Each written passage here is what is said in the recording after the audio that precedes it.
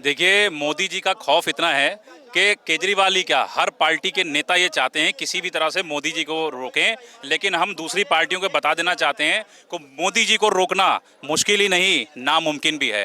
क्योंकि केजरीवाल जी की अगर आप बात करें तो उनकी सारी बातें सिर्फ और सिर्फ झूठ होती हैं। और झूठ का उदाहरण इनका इतना हैगा कि कल जो उनके पार्टी की कमियां हैं, जो नीतियां हैं उनकी, जो योजनाएं चलाते हैं और दिल्ली के जनता को दिल्ली की जनता को जो योजनाएं देने का वादा करते हैं और पानी की बात करते हैं, उनके एक विधायक ने खुद ये बात कबूली है विधानसभा में कि दिल्ली की जो पानी की समस्या है वो दिल्ली सरकार का फेलियर है। इसी के साथ वो बार बार पे कहते हैं, ममता बनर्जी की बात करें, तमाम अन्य पार्टियों की बात करें, मोदी जी घर से झंडा फहराएंगे, इस तरीके की बात कह रहे हो प्रधानमंत्री को लेकर।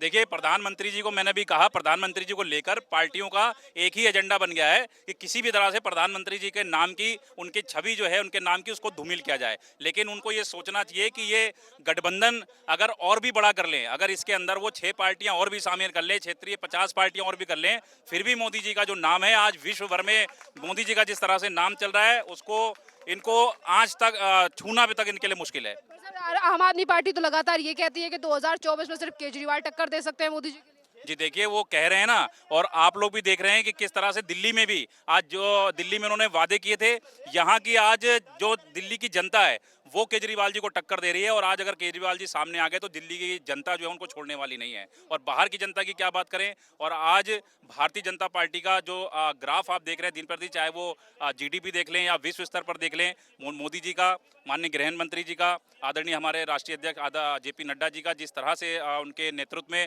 भारतीय जनता पार्टी के कार्यकर्ता काम कर रहे हैं और पार्टी की नीतियों को लेकर जन जन तक जा रहे हैं, योजनाओं को लेकर जा रहे हैं, उससे अंतिम पंक्ति में खड़े हुए व्यक्ति वहां तक के सरकार की योजनाएं पहुंच रही हैं, उन योजनाओं का लाभ जनता को मिल रहा है। तो इसलिए पार्टियों का, सभी जो पार्टियां हैं उनका एक ही एजेंडा है कि इसी तरह से हराना तो मुश्किल है, वहां तक पहुंचना भी मुश्किल है, सिर्फ और सिर्फ नाम को बदनाम किया जाए, इतना सा इन पार्टियों का एजेंडा है। 2024 के चुनाव से पहले राहुल गांधी की सदस्यता बहाल हो गई है और अब वो भी काफी ज्यादा राजनीति में एक्टिव दिखाई दे रहे हैं, लेह लद्दाख पहुंच चुके हैं आज। देखिए, उनका कोई ध्येय नहीं है, पहले भी ध्येय नहीं था, कभी उन्होंने अपनी यात्रा निकाली, उसके बाद वो निलंबित हो गए, उन्होंने विवादित बयानों के लिए वो जाने जाते हैं। और अभी सुनने में आ रहा है ऐसा कि वो दूसरी भी यात्रा निकालने वाले हैं। तो देखिए उसमें क्या होता है, कहीं दोबारा से सदस्यता उनकी निलंबित ना हो जाए, कोई ऐसा वो स्पीच दे दें या कुछ कर दें, तो ये उनको सोचने का विषय है। इससे ज़्यादा कि वो मोदी जी का नाम बदनाम करें, भारतीय जनता पार्टी को बदनाम करें, इससे बेहतर ये होगा कि वो अपनी पार्टी की नीतियों पर ध्यान दें, उसको आगे ले जाने का प्रयास करें। लालू यादव जिनकी खुद पार्टियां जो है वो ईडी सीबीआई के शिकंजे में गिरी हुई हैं, वो ये कह रहे हैं कि प्रधानमंत्री घर बैठने वाले हैं 2024 में।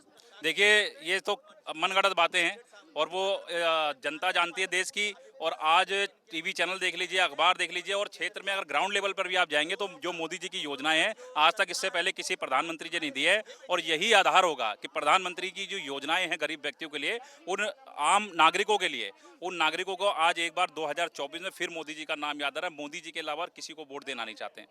और ममता बनर्जी कह रही है, मिलॉर्ड जी देश को बचा लीजिए, देश डूब रहा है, लोकतंत्र खतरे में। देखिए, वो उनके राज्य में ही खतरे में होगा, उनके राज्य में ही खतरे में होगा।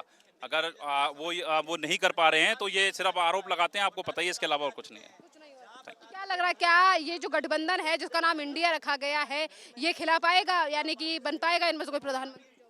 नहीं जी, मोदी जी के अलावा कोई नहीं बन पाएगा। ये आप लिख लीजिए, इस बात को इतिहास जानता है कि 2024 में एक बार फिर भारतीय जनता पार्टी भारी बहुमत से आएगी और प्रधानमंत्री श्री नरेंद्र मोदी जी ही बनेंगे। नरेंद्र मोदी। क्यों मोदी जी आने चाहिए? मैडम, आप देख लीजिए ना कि प्रधानमंत्री जी क्यों आने चाहिए आज। कहते हैं मुसलमान। अच्छा ये बताइए, आज जिस तरीके से गुलाम नबी आजाद ने बयान दिया है, वो ये कह रहे हैं कि पहले जो है वो सभी हिंदू थे, बाद में कुछ लोग जो है मुस्लिम हो गए, उस पर क्या कहेंगे? देखिए, ये प्राचीन इतिहास की बातें हैं और हम लोग शायद थोड़े से नई जनरेशन के हैं, तो इतिहास को अगर आप लोग भी देखेंगे तो सच्चाई मिल जाएगी। और मुझे ऐसा नहीं लगता कि इस बयान पर जो कहने में आपको मैंने बताया, कुछ भी कहते हैं, वो कहना भी तो कोई भी कह सकता है, आप भी कुछ कह दो, मैं भी कुछ कहता हूँ, लेकिन जो इतिहास की बातें हैं वो इतिहास का अच्छी भली बात ही जानते हैं। तो मेरा यही कहना है कि सभी नेताओं को कि इन भड़काऊ बयानों से, विवादी से बचें। और 2024 के लिए अगर बात करें तो फिर मैं यही कहूँगा कि प्रधानमंत्री नरेंद्र मोदी जी के अलावा आज किसी भी, कोई भी गठबंधन बना ले, वो पार्टी में नहीं आ पाए। आप मुस्लिम हैं और मुस्लिमों के नाम पर हमेशा ये कहा जाता है कि मुसलमानों का वोट ले लिया जाता है, पर काम उनके लिए कुछ नहीं किया जाता। आपको लगता है कि मोदी सरकार ने ऐसा कुछ किया? नहीं, ऐसा बिल्कुल भी नहीं है। जबकि प्रधानमंत्री जी के नेतृत्व में और भारत में प्रधानमंत्री आदरणीय श्री नरेंद्र मोदी जी के नेतृत्व में और भारत में रह रहे मुसलमान जो सुविधाएं पा रहे हैं, जो मान सम्मान पा रहे हैं, वो आज किसी भी देश में नहीं पा रहे हैं। ये आप देख सकते हैं और यहाँ का मुसलमान बहुत खुश है और इस बार प्रधानमंत्री की जीत में पूरा बहुत बड़ा योगदान मुस्लिम समुदाय का होगा भारत के अंदर। हाल की सरकार की तरफ से एक के बाद एक बड़े भ्रष्टाचार सामने आ रहे हैं। देखिए मैडम, पूरी सरकार भ्रष्ट है। ये भ्रष्ट सरकार दिल्ली को ठगने के लिए आई है। ये ईमानदार बोलते हैं, इनके खुद के ही सारे मंत्री संतरी सब तो जेल में हैं। ऐसी आम आदमी पार्टी को तो हटा दो। ये काहे के लिए इस धरती पे बोझ है। ये एमसीडी में क्या कहकर आए थे कि हम आएंगे तो कूड़े के ढेरों को हटाएंगे, लेकिन इन्होंने कूड़े का ढेर बना दी दिल्ली। स्कूलों का नाश कर दिया इन्होंने हर चीज में भ्रष्टाचार। आप बताइए, एक बच्चा 17, 18, 20 साल का कुछ पैसे कमा के लाएगा अपने घर देने के लिए, उसके साथ में एक फ्री कर दी, एक के साथ एक दारू की बोतल फ्री। अरे 10 किलो गेहूं के साथ 10 किलो गेहूं क्यों नहीं चावल फ्री किया आपने? कर देते फ्री। दारू की दुकान खोल के बैठे हो आप, बर्बाद कर दिया। नशा मुक्त कराते हैं लोग, बेच के नशे के केंद्र में इन्होंने नशे की दिल्ली बना दी। क्या मांगे हैं सर इस बार बीजेपी? देखिए, बीजेपी की मांग नहीं है, दिल्ली की जनता की मांग है कि दिल्ली में साफ पानी दें, बिजली के जो बढ़े बिल हैं उनको सुधारें, और इनका जो शिक्षा मंत्री में तुम्हें अब शर्म आ रही है कि वो शिक्षा मंत्री शराब मंत्री निकला और जेल की सलाखों के पीछे है। स्वास्थ्य मंत्री इनका वो जेल की सलाखों के पीछे है। भैया, जनता को चाहिए क्या? शिक्षा चाहिए, उनका मंत्री जेल में। स्वास्थ्य चाहिए, उनका मंत्री जेल में। जरा सा यमुना का जलस्तर चढ़ जाता है तो इनको पसीने आ जाते हैं। एक शहर नहीं संभल रहा इनसे, ये क्या करेंगे? भ्रष्टाचार की पराकाष्ठा है। आप देखिए, हर दिन इन्होंने फाइलें जला दी। ऐसा नहीं चलेगा। दिल्ली समझदार लोगों का ये प्रदेश है। लोगों ने इनको 2 बार चुन दिया। इन्होंने मांगा था 5 साल केजरीवाल, हमने दिया 5 साल। तो चलो भी ठीक है, जनता ने दे दिया कि ठीक है 5 साल चलिए देख लेते हैं इन्हें। ये आरोप जरूर लगाते हैं, चाहे फिर वो दिल्ली को लेकर जो बिल आया है उस पर भी आम आदमी पार्टी का ये कहना कि दिल्ली की सरकार को रोका जा रहा है काम करने से।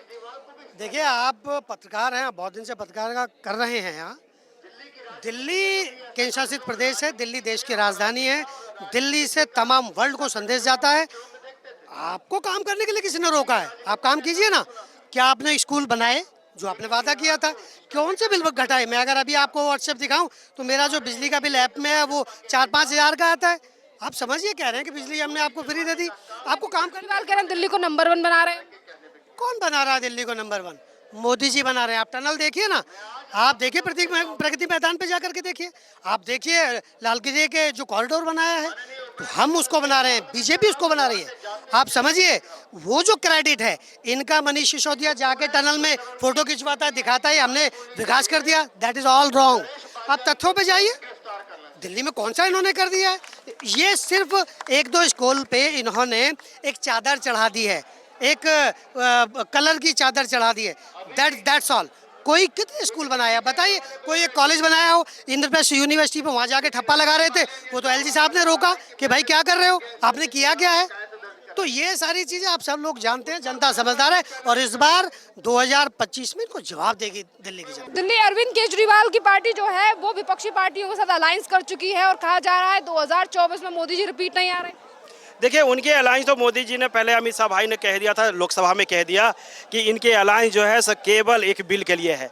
और बिल के बाद अब कल के जो नौटंकी आपने देखा कि कांग्रेस और दोनों अलग अलग लड़ रही है और केजरीवाल जी अलग लड़ेंगे, गठबंधन से बाहर जाएंगे। वो केवल अपने आप को अपॉर्चुनिस्ट कहते नहीं है, वो अपने आप को मानते नहीं है। पहले कहते थे, लेकिन अब देश की जनता मानती है, दिल्ली की जनता मानती है कि वो एक अपॉर्चुनिस्ट व्यक्ति है। जो कहते हैं वो कभी करते नहीं है, और उनकी जो है हर पोल खुल जाती है। पहले सच्चाई का डंका पीटने वाले लोग के ऊपर भ्रष्टाचार का जो है वो आरोप ही नहीं, भ्रष्टाचार सिद्ध हो गया है। 2 मंत्री जेल में है। आज अमानतुल्लाह खान की बारी है, कल उनकी बारी आएगी और शीश महल का घोटाला जो है सामने आएगा। वो दिल्ली की जनता की परवाह नहीं करते। यहाँ के लोगों का राशन कार्ड तक आज तक नहीं बन रहा है, बंद है। उनके नेता जो है वो सवाल उठा रहे थे प्रधानमंत्री नरेंद्र मोदी को लेकर, उनकी तरफ से बार बार पे कहा जा रहा था कि मोदी जी काम नहीं करने दे रहे हैं। देखिए, काम नहीं करने दे रहे, करते करते बोलते बोलते 8 साल हो गया। लोग समझ गए कि केवल इनकी नौटंकी है और इसके सिवा कुछ भी नहीं है। काम